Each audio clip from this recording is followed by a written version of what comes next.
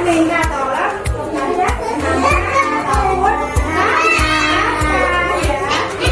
Tugas yang nanti kalian melengkapi huruf A sampai Z. Bisa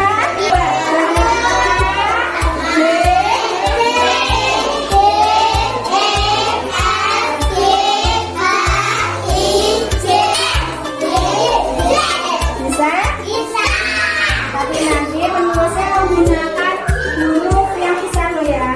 Tidak boleh pakai huruf yang kecil ya. Nah, nanti jangan lupa setelah ditulis dilengkapi ini, jangan lupa diwarna. Vera mempunyai gambar ular. Ini kalian mewarna ular piton, terus menulis tulisan ular atau menambahkan tulisan ular.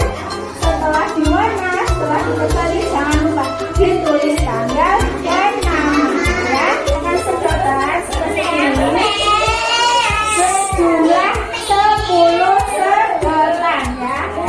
Setelah ditempel dengan 10 sedotan, tamu loncengnya berarti dari ekor ular dimasukkan ke dalam sedotan, pelan-pelan saja. Dilihat ya.